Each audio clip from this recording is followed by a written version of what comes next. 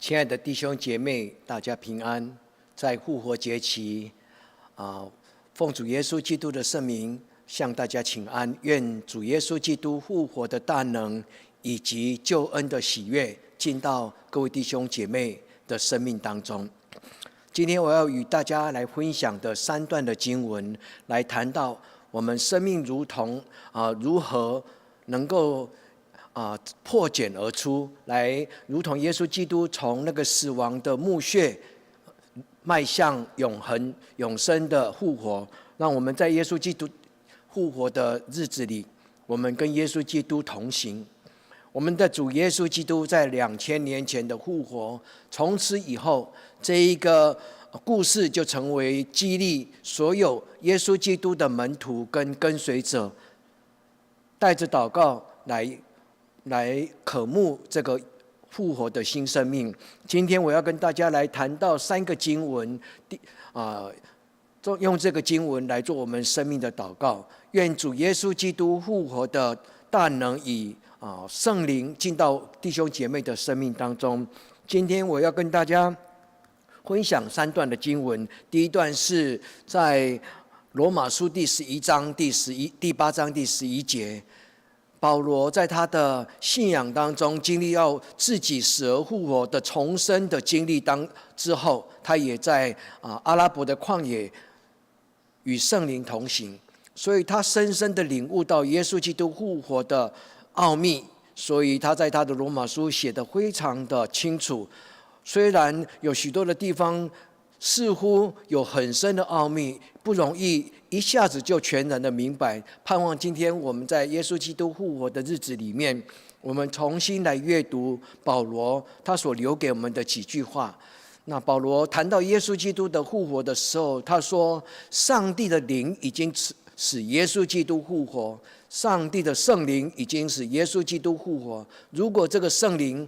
也住在我们的生命当中，我们全然的与耶稣基督一同活了过来。各位弟兄姐妹，愿主耶稣基督自己的灵，也就是上帝的灵，就是圣灵，与各位弟兄姐妹的生命同在，特别是进入到亲爱的弟兄姐妹的困境跟生命的黑暗室里面。愿圣灵带领我们走出黑暗的巢穴。愿所有呼求耶稣基督圣名的我亲爱的弟兄姐妹，愿主耶稣基督的灵进到你的家庭，也进到你生命的每一个角落，让我们在复活节来享受主耶稣基督复活的日子。从今天开始，我们要等候圣灵降临节，也期盼我们从今天一直到圣灵降临节，各位弟兄姐妹带着祷告的心来默想主耶稣基督他的复活，以及他所应许的五旬节的经历。盼望我们在这一段的灵修当中，能够带给我们生命有一个新的开始，如同毛毛虫结了茧，然后它破茧而出的时候，它有一个新生命的样式，是带着神的荣耀。所以让我们在今天的礼拜当中我们领受圣灵所带给我们的感动，也一起彼此代祷。愿圣灵在耶稣基督里带领我们破旧立新，带领我们破茧而出。愿这个新生命能够进到我们的生命当中。今天有3段的经文，都关乎着圣灵所带来的新生命，也关乎着主耶稣基督他所教导给我们的生命的奥秘。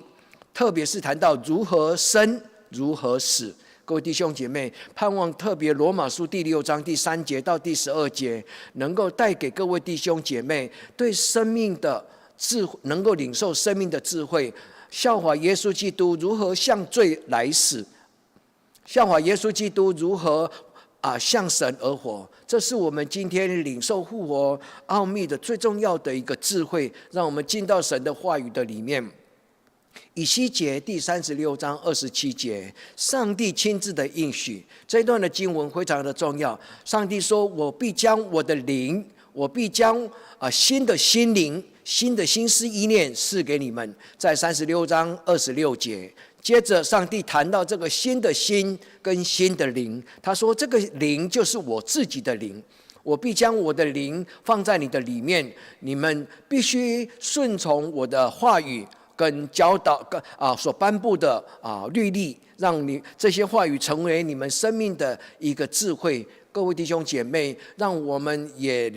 将这一段的经文来连接到保罗在罗马书第6章第11节所谈的这一段经文，十字架复活的生命当中最重要的一个奥秘，就是让我的老我，让我旧的生命，从此以后每一个基督徒向着罪看自己是死的。向着罪看自己是死的意思就是死亡不再对复活的耶稣基督有辖制的生命的管制权，而且呢，我们的罪孽，我们生命的软弱，就因着耶稣基督的十字架的大能，我们就宣告罪不再能够掌管我们的生命。各位弟兄姐妹，盼望这一段的经文向着罪来死，向着神来活，成为我们终其一生的信仰的态度。各位弟兄姐妹，愿使耶稣基督复活的这个典范能够进到我们的生命当中。罗马书第6章的这一段的经文，最重要的就表现在我们的信仰告白，2000年来的信仰告白，特别是使徒信经，从第4世纪开始就成为教会一种很重要的基要的信念所以他在那个地方教导我们，耶稣基督是钉了十字架死埋葬在阴府3天，上帝使他从死亡当中复活过来，升天，坐在上帝天上的宝座前。各位弟兄姐妹，与耶稣基督同生，同钉十字架，同死，同埋葬，也象征着一个基督徒全然的翻转跟生命的改变。让我们在用这今天的经文做一个生命的一个告白站在上帝的面前跟神决志说，主啊，我从今天开始，耶稣基督为我而死，我愿为耶稣基督而活。愿这一段的经文通过圣灵的帮助，让我们成为一个自由的人。因为保罗有勉励历代的基督徒，跟随耶稣基督的孩子们，不要容罪在你的身上作王，不要容许罪的权柄在你的生命捆绑你。各位弟兄姐妹，今天我们不再做奴隶，而是成为神的孩子，带着上帝的权柄，我们要胜过黑暗的权势，我们要胜过死亡的权势，我们更要胜过长期以来辖制我们的许多的心思意念跟错误的欲望。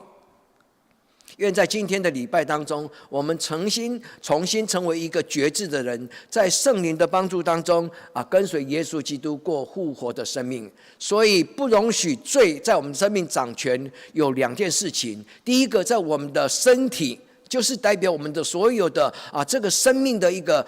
躯体的一个行为。第二个呢，就是内涵的内在的心思意念保罗说，顺从身子的身体里面的私欲，就是说来自于血气所带给我们的一些欲望那是外邦人的欲望，不是属神的性情的欲望。愿我们在今天的决志当中，我们重生。所以在今天这3段的经文，它带给我们3个很重要的祷告，3个很重要的信息。第一个，一切救恩来自于耶稣基督，耶稣基督已经在十字架上得胜了，耶稣基督也从那个坟墓当中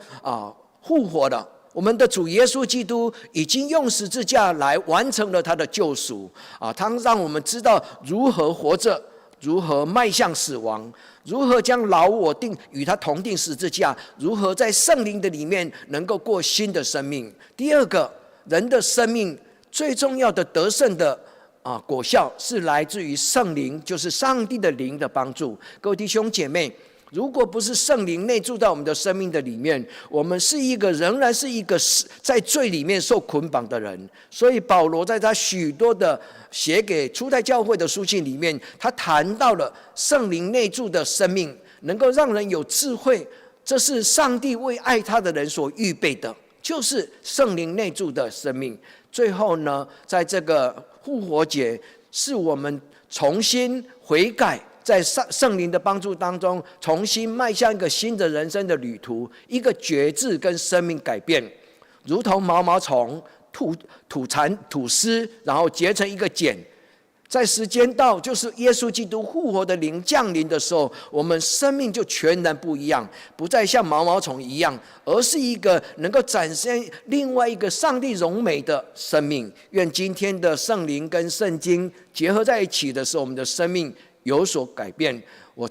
我要跟大家分享一个复活的三部曲。复活的3件事情，复活的灵修3种的操练，各位弟兄姐妹这就是一种破茧而出的生命，就是除旧布新的一个新生命，也称之为复活。今天我要带给大家的3个灵修，第一个灵修，在这个节期与耶稣基督十字架的教导来默想，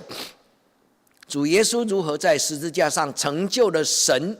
的救恩，让世人本是不配，却因着他的恩典，我们就成为一个新造的人。若有人在耶稣基督里，旧事已过。各位弟兄姐妹，这是一个生命的成长，我们称之为十字架的旅途。我们选择一条对的道路，我们选择与耶稣基督同行的，如同以马忤斯的道路，我们称之为一个朝圣之旅。第二个，我们要在耶稣圣灵的帮助当中等候。有一个比喻，就是毛毛虫如何等候变成一只漂亮的蝴蝶，这个叫做等待蝶化。等待蝶化就是一种生命的蜕变，我称之为在灵修的操练当中，我们称之为成圣的过程。我们已经因信称义，但是我们并不完全。所以我们要终其一辈子的成长，所以我们整个生命的旅途都是一种成圣的过程。最后呢，我要跟各位弟兄姐妹的操练，就是跟神祈求，让我的生命能够脱下缠累我的所有的一些欲望、错误的欲望、错误的热心，我们称之为毛毛虫的茧。这个茧我们必须丢掉，我们才能够展翅来回翔。各位弟兄姐妹，破茧而出，最重要就是如同耶稣基督已经穿越了那个阻挡他门徒看见他的那一个坟墓的大石头。各位弟兄姐妹，也代表了阻挡我们的许多的错误的心思意念或者欲望。我们奉主耶稣基督复活的大能，我们就斥责对我们生命辖制的这些罪恶的罪性，我们推开这个死亡的坟墓的大石头，我们能够破茧，这个茧我们就放下了这些缠累我们的。所以耶稣基督说，若有人望着背后我们必须放下背后，能够向前走。各位弟兄姐妹，愿我们在神的帮助当中，我们能够进入到灵修跟朝圣的旅途。第一个，从复活节之前的40天，一直到复活节，一直到圣灵降临节，是一个非常重要的初代教会所留给我们的灵修的一个节庆跟节期。他们称之为与耶稣基督同行的朝圣之旅，让我们在今天的经文的帮助当中提醒，时常的在灵修的过程当中提醒自己。保罗在罗马书第6章12节他说，不要容罪在我们必死的身上作王，意思就是不要再让我们的旧习性、旧习惯一些以前的这种习惯来困扰着我们成圣，成为神所喜悦的孩子。各位弟兄姐妹，这不是容易的一件事情，但是保罗说，靠着加给我力量，我才能够凡事都能。放下我心中的欲望，放下我心中的两难。保罗说，我心中有2个律，我所喜欢的良善我做不来，我所知道的不好的罪性，我却没有办法停止受他的辖制。各位弟兄姐妹，但是保罗谈到这种罪性的干扰跟捆绑的时候，其实是鼓励我们奉着主耶稣基督的圣名领受圣灵，能够真正的脱越，成为一个真正自由的人。让我们在今天的这个经文的祷告，再一次将我们的软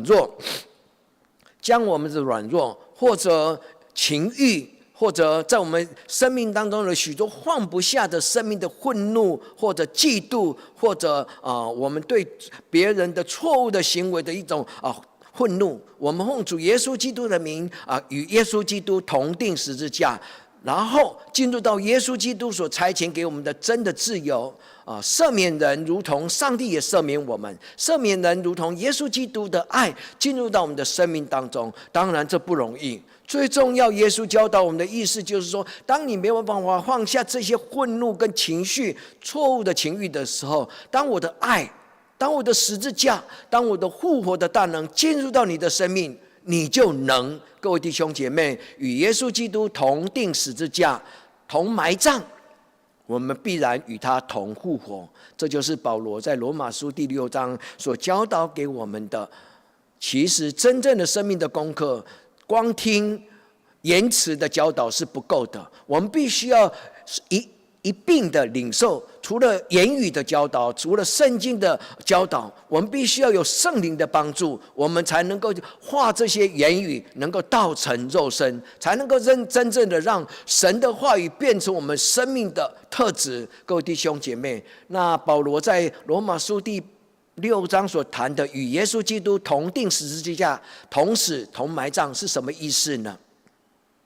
江山易改，本性难移。人的个性，人的心思意念是最难的地方，特别是人的嫉妒、人的愤怒，跟人被人家的攻击，心中产生那种创伤，更是不容易带来宽恕。各位弟兄姐妹，当我们决定过一个真正的耶稣基督的生命，穿戴在我们的荣耀生命的旅途当中的时候，同定十字架就有一个新的意思，就是当我们的创伤，当我们的愤怒，当我们心中许多的情欲，人一旦在情欲当中有破口，人的情欲很难完全的得到释放跟医治。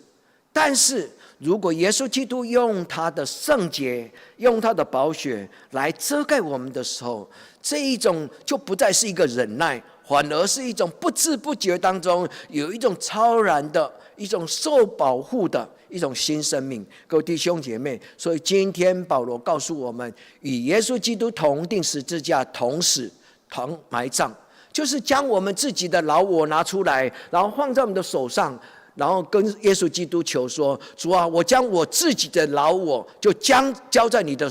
手上，奉主耶稣基督的圣名，今天就交托给十字架上的耶稣基督。耶稣将使我们能够重新的活了过来。这就是归入耶稣基督的死，也是保罗在他的罗马书第3章他说，你们已经领受了洗礼，你们知道洗礼真正的意思是什么吗？洗礼真正的意思就是我的老我过去种种，比如昨日死，今天种种，比如今日生。意思就是说，当一个人在耶稣基督里面，他就成为一个新造的人，旧事已过，变成新的人。我们没有宽恕人，我们没有饶恕人的自由，但是当耶稣基督的爱满足了我们，我们就忘掉了我们这个过去的这种创伤，就忘掉了，好像就结了一个疤，然后它掉了。主耶稣让我们成为一个有一个新的生命，忘去背后，努力向前。各位弟兄姐妹，归入耶稣基督的死，就是在我们内在的人，过去的老我已经离开了我们。那归入耶稣基督的死有另外一个意思，是一种外在的。从今天开始，我们就领受了耶稣基督，他医治这个世界，他洁净这个世界，他用十字架的死让这个世界更美丽。各位弟兄姐妹，当我们成为一个蝴蝶飘飞在这个世界上的时候，神要我们带着这个复活的美丽来让这个世界看见。所以归入耶稣基督的死，有内在的生命的改变，有外在生命的见证。愿今天这个圣灵带给我们，首先我们来学习面对内在的自我。当我们将老我归于耶稣基督的死，就是一个最重要的自我的告白。我们跟耶稣基督告白说，主啊，我要认真的来面对我生命当中一切的不完美，我要学习所有你的良善，我要将我所有的一切习惯在你的话语的里面能够全然的被改变。一个创伤一个创伤，一个旧习惯一个不好的习惯，一个能够被耶稣基督里拿掉。我要认真的面对我过去的生命的习性。愿主耶稣基督，你用你天国的样式荣美，能够带领我脱离这个世上一切的世俗。第二个就是用祷告来将自己的软弱交给耶稣基督，在祷告的里面承认自己的生命里面的不完美。当圣灵与我们同住的时候，没有人能够仍然欺骗自己说我没有事情，我没有犯罪。当圣灵进到我们的生命当中，我们就如同一个光进到黑暗的一个内室。当圣灵住在我们的里面的时候，我们一定能够知道什么是神所不喜欢的，这个叫做罪的知觉。各位弟兄姐妹，不要消灭圣灵的感动。当你知道神通过圣经的话语在告诉你，你心中有一种被责备的感觉，你就奉主耶稣基督的名恳求圣灵，将这一个老我罪性跟一切不好的念头、意念、欲望，能够交在圣灵的手上，让我们能够在圣灵的帮助当中全然为圣。所以保罗在罗马书6章第4节的时候，他说：“与耶稣基督同埋葬，将领受一个新生命、新的样式。”这个样式是什么呢？当一个人在耶稣基督里决志、领受洗礼，最重要就是告白自己的老我，从今天开始要跟随，全然的跟随上帝，跟随耶稣基督，跟随圣灵。他说这种生命的新的样式就是神自己的荣耀。保罗也谈到说，当神的全然的完整的他的本性进入到我们的生命当中，圣灵将神的完全，他全然的圣洁，就让我们软弱得以完全。各位弟兄姐妹，让我们在今天的经文当中做一个生命的开始，一个旅途，新的旅途的开始。我们在耶稣基督的死亡上与他连结。保罗说，当你决志将你的老我交给耶稣基督的时候，主耶稣基督将赐给你他自己的生命。主耶稣将从你生命当中拿掉你的软弱，让耶稣基督十字架的权柄能够成为你生命得胜的力量。让我们在神的面前跟主耶稣基督说，让我在这个世界上让人看见你。各弟兄姐妹，就如同上个礼拜我跟大家分享的那一个祷告，就是前的联合国的秘书长绍马尔，他担任联合国的事工的时候，他有一个让人真的感动。他说：“主啊，我如何将你的十字架带进到联合国呢？主啊，我如何能够将你十字架的伦理，我如何将你十字架的一个价值观跟生命带进到联合国呢？联合国是一个政治的组织，联合国是一个权力斗争的地方，怎么能谈十字架呢？唯有神的仆人才能谈。所以他跟神求说：主啊，让我为你带这个十字架进入联合国，也求神让你的生命进入到我的生命，让世界看到你，看到耶稣基督活在我的里面。各位弟兄姐妹，耶稣基督死亡的样式就是每一个基督徒的典范。所以耶稣基督不只是翻转我们个人内在的生命，他也设立了我们成为世界的光。主耶稣基督说，没有人点蜡烛是放在床底下的。各位弟兄姐妹，奉耶稣基督的名祝福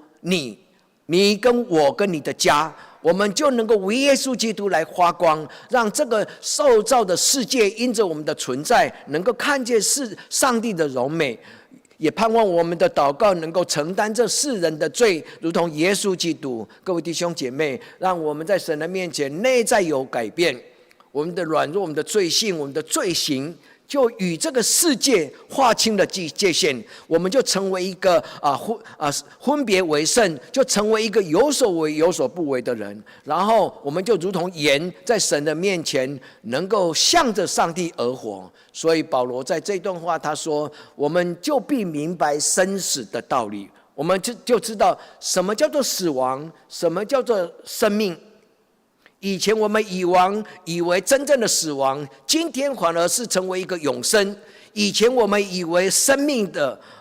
生活形象，原来竟是带领我们迈向死亡的那种错误的罪行。各位弟兄姐妹，让我们在今天的经文跟圣灵的帮助当中，我们选择跟着耶稣基督，迈向了我们生命的开始。我们向着罪看自己，主啊，今天你在我生命当中掌权。在罪的里面看自己是死的意思，就是在所有一切糊涂的罪行，我抛弃了我的自主权，我向一切的软弱，向一切的世俗，向一切的这世界上的荒唐，我以前生活在这种荒唐的行为当中，这种的自主的权利、自由的意志，我奉主耶稣基督的名，我抛弃了。今天所有的一切主张，唯有耶稣的主张变成我的主张，这个叫做神掌权的生命。所以保罗说，这种神掌权的生命是一个看自己是死的，但是看上帝是活的。所以我们就转了一个生命的一个态度，一个路向。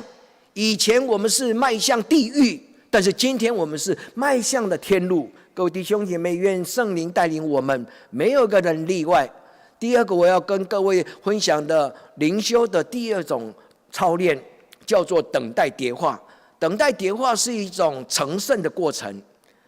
很简单的比喻，我们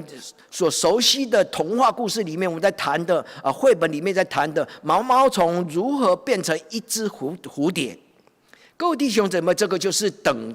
待迭化。有许多伟大的祷告词就是这样子。就好像我们台湾的高俊明牧师，我们的信仰的前辈，当他为了台湾的人权，为了台湾的民主，为了台湾的将来，他被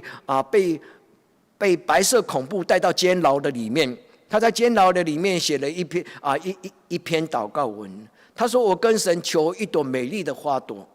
但是我不晓得为什么上帝赐给我仙人掌。我跟神求一只很美丽的蝴蝶。”但是我不了解上帝为什么将一只毛毛虫放在我的手掌心。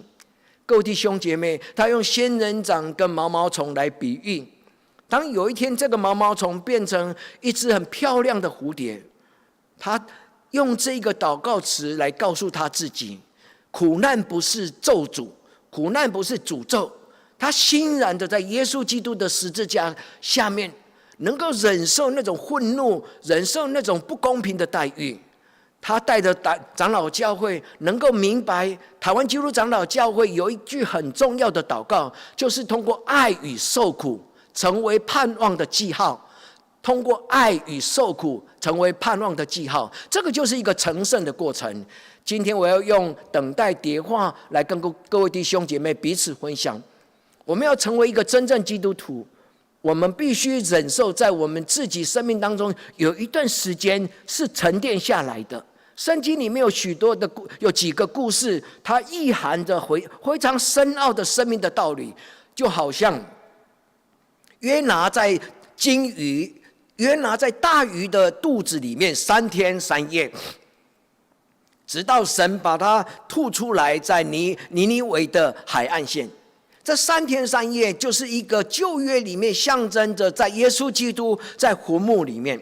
所以不论是约拿在鱼腹里面，鱼的肚子里面的故事，或者耶稣基督在坟墓的里面，都告诉我们生命有一种死亡，生命有一种新生命的开始。所以我们必须要有一种迭化，就是蜕变所以古老的灵修告诉我们，这个叫做属灵生命的发展与转变。生命的成长不是一夕可成，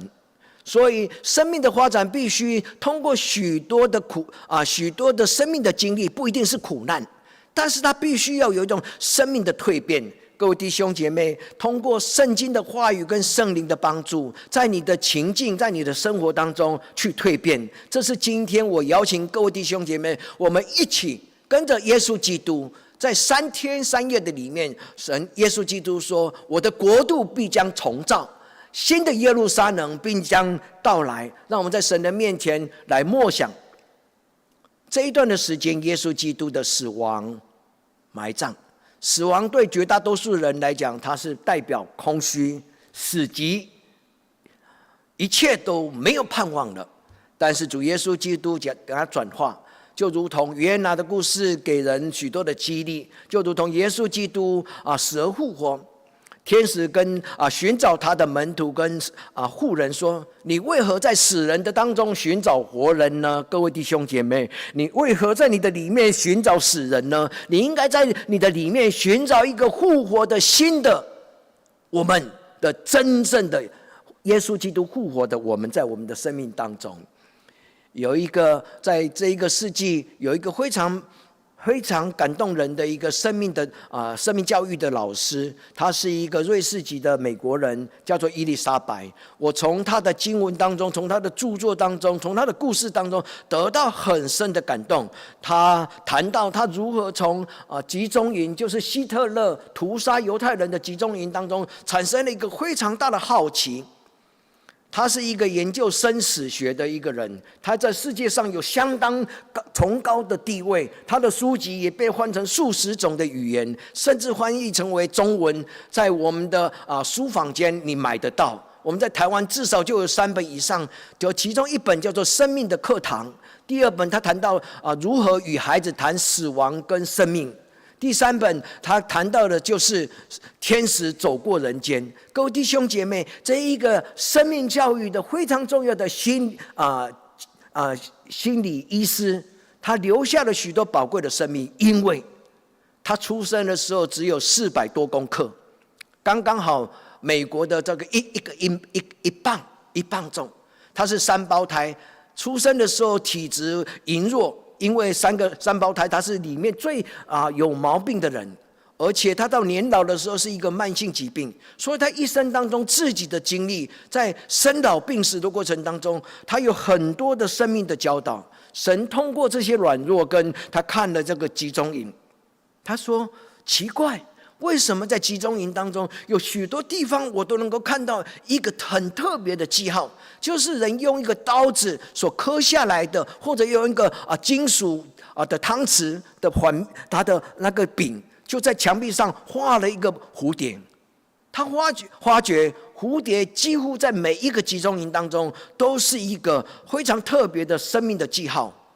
他称为苦难的记号。而且他也发觉，特别是小孩子所留下来的这些纸张画图，他发觉小孩子特别喜欢画蝴蝶。起先他不了解，后来为了寻找这个答案，他访谈了许多幸存的，就是在集中营当中活过来的这些犹太人，他就问他们的生命的历程。后来他突然的顿悟，这几百万的犹太人，当他们面对死亡，面对那个没有盼望的这一个将来的等候，他们就用一种耶稣基督复活的这种生命的图像，耶稣基督十字架的复活，他们就画下了蝴蝶，所以他称之为等待蝶化，等待生命的永恒。虽然我是迈向死亡，但是是我永生的开始。各位弟兄姐妹，这不容易懂，但是他通过他自己的许多的这些写作，他最重要的是希望帮助人怎么样活下去，怎么样能够有智慧的预备自己走向另外一个生命的第2个阶段，就是当我的肉体死亡之后的永生。我们称之为生死学，生命跟死亡。让我想到一句哲学家，存在主义之父哲学家他所讲的一句话，他说生命当中最重要的一个功课，就是找到我生命当中愿意为之生为之死的那种目标。我的生命要找到一个确信，我知道我为什么愿意为这个付出代价甚至努力到死，为之生为之死。愿我们在今天的复活节，我们能够明白神给我们的生命的15个课堂。各位弟兄姐妹，其实我应该要跟大家谈更多的圣经，而是少跟大家谈这种生命的故事。但是有时候我们就是非常极限的人，如果没有通过故事的帮助，没有通过这种有躯体的情感的，有时候神的话语好像离我们很遥远。其实耶稣基督早就跟我们谈到生命的课堂让我们在今天的生命之旅当中越来越有智慧，也能够通过圣灵的帮助来告诉我们的孩子，告诉我们自己的孩子说：孩子，我们的生命当中什么是真正的有价值，为他去活的，为他去死的这些价值。愿圣灵走过你的生命，如同伊丽莎白说：天使走过我的生命。愿这个天使跟这个圣灵与我们同行。各位弟兄姐妹，蝴蝶代表一种蜕变。各位弟兄姐妹，让我们在今天的生命当中，我们能够了解圣灵，也让我们能够从心里面有一种觉知跟祷告，说：神啊，我愿意我的生命是一种蜕变，一个转变，是一个朝圣之旅，是一个成圣的过程。我的生命是越来越成熟，我不再是一个很丑陋的人，好像毛毛虫一样，反而是从我的生命越来越年老的时候，我的生命就散发出来越多的盼望，跟越多的慈祥，跟越多的神给我的平安。愿神祝福我们，让我们的生命跟着耶稣基督的3天，让我们的生命跟着耶稣基督的一辈子，让我们的生命跟随着圣灵。我们的生命是一个叠化的过程，我们的生命是一个成圣，我们的生命是一个发展与转化。主耶稣说，我们必须存全，我们必须存全完全，如同你们的天父一样的完全。各位弟兄姐妹，愿圣灵将天父一切的荣耀，他的生命的新的样貌带到我们的生命当中，带到我们的家庭的里面。保罗说，使耶稣基督复活的灵如果住在你的里面，必叫你们活了过来。奉主耶稣基督的名祝福亲爱弟兄姐妹，你的家族，你的家庭，到你的后代的子孙，愿这个圣灵进到你的生命当中，进到你的家族，让你的家族活了过来，让你的孩子活了过来，让耶稣基督永远。他说，如果圣灵住在你的心里，如果圣灵住在你的心里，他就必使你们死而复活。愿这个死而复活的帮助人死而复活的圣灵，将天父的荣耀，保罗在他罗马书第6章第4节，他讲得非常的重要。各位弟兄姐妹，不要忘记这一句话。他说，天父的荣耀就是我们生命的新的样式。上帝的荣耀就是我们生命新的样式，这就是耶稣基督来到世界上所带给我们的。他带给我们的不是一个十字架的苦难而已。所以耶稣基督说，你天天背你的十字架。各位弟兄姐妹，许多人就觉得害怕，因为背十字架代表责任，代表一种苦毒。各位弟兄姐妹，耶稣基督说，你天天背你的十字架，就是背着耶稣基督复活的样式，就是背着神所给我们生命的样式。愿天父自己让我们长大成人。保罗在以弗所书第4章13节说，你们在耶稣基督里必长大成人，成为新造的人，你们必成为耶稣基督长成的身量。这句话不只是在祝福个人。以弗所书第4章是在谈到教会的肢体，耶稣基督的身体。他说，这一个教会的肢体必长成有耶稣基督的身量。我们也祝福所有在普天之下，所有我们同性的弟兄姐妹，你所居住的家庭跟你的教会，愿耶稣基督掌权的教会就是一个破茧而出的教会。第3个我要跟大家谈的一个祷告，就是丢掉这一个捆绑毛毛虫的这外皮。丢弃这个捆绑我们生命的这个外皮，因为我们不再是毛毛虫，这个不再是我们的旅店，这个不再是我们在世界上的捆绑，我们应该破茧而出。这个茧本身是没有生命的，这个茧其实在信仰上是有象征性的意义，它如同那个坟墓，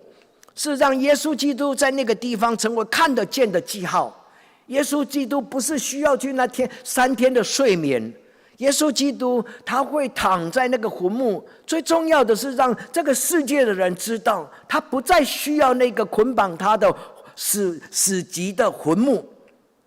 这是看得见的死亡的记号，让世人能够赞叹说，有谁能够从死里面复活？没有人，在人类的历史当中，没有人有永生，没有人能够真正的从死里面复活。所以这个茧就被丢弃。所以天使说：为什么在死人当中寻找活人呢？各位弟兄姐妹，我们来到教堂里面，我们来到教会里面，我们不是在寻找死亡，我们是在寻找真正的永生。各位弟兄姐妹，让我们脱去了那种捆绑的罪，让我们脱离为奴之地。所以让我们以犹太人以色列人他们如何离开了埃及跟法老王的掌权，这是一个象征人如何脱离了罪的捆绑。各位弟兄姐妹，用这一句话，用这种想法为自己祷告。主啊，求你带领我脱离这个世界上一切的捆绑跟辖制。主啊，让我如鹰展翅上腾。主啊，让我能够成为一个重生的人。愿主与我们同在，在今天的礼拜，我们认真的将我内心里面的软弱。各位弟兄姐妹，信仰是一个敬虔的事情，信仰是一件严肃的事情。我们不能要信上帝，却又喜欢活在世界上的一切情欲。各位弟兄姐妹，我们不能够以这种情欲的生活来进到神的应许之地，所以我们必须将我们的一切的欲望、情绪带到神的面前。所以古老的灵修传统说，我们必须将我的情绪、将我的欲望、将我的心思意念带到耶稣基督的十字架，降服在他的面前。主啊，从今天开始，你的主张是我的主张，不再是我对自己的主张，而是耶稣基督你在我生命当中掌权。所以原来的我已经全然的降服在耶稣基督的他的所给我的使命过程当中。主耶稣基督将我们过去的生命交给耶稣，与他同定十字架。所以今天最后的一个祷告就是破茧而出，丢掉这些捆绑我们的旧习性。江山易改，本性难移，这是人性的使然，人性本来就是这样子。但是各位弟兄姐妹，在十字架面前，这一句话是没有力量的。江山易改，本性难移，但是靠着加给我们力量的凡事都能，我们必然成圣。主耶稣基督既然拣选我们，带领我们脱离这种黑暗的世俗，主耶稣基督必然一路陪伴我们走到世界的尽头。主耶稣说，马太福音最后的一句话，他说：我必与你们同行，直到世界的尽头。各位弟兄姐妹，让我们在神的面前成为一种朝圣之旅，与他同活。过去的我不再是我，现在活着的乃是耶稣基督在我里面活。各位弟兄姐妹，愿今天这3段的经文帮助我们好好的在耶稣基督的面前为自己生命的成圣完全做祷告。我们一起来祷告。复活的主耶稣基督，求你怜悯我们，带领我们走十字架的道路。你已经复活，求你在我生命当中掌权，带我们脱离这世上许多的干扰、诱惑跟捆绑。奉主耶稣基督的名呼求圣灵，就是曾经2000年前让耶稣基督复活的灵。求你进到我的生命，进到我的家庭，进到我所归属的教会。我为我自己的家庭祷告，我为你的教会来祷告。主啊，让普天之下所有的基督徒的家庭，普天之下所有奉耶稣基督所设立的教会，就是真正耶稣基督的教会，是一个带有复活的生命的荣耀的一个生命，就是我们的天父的荣耀进到我们生命的新的样式。主啊，让我们不辜负你的救恩，让我的生命能够见证你的存在。祷告奉耶稣基督的圣名求，阿们。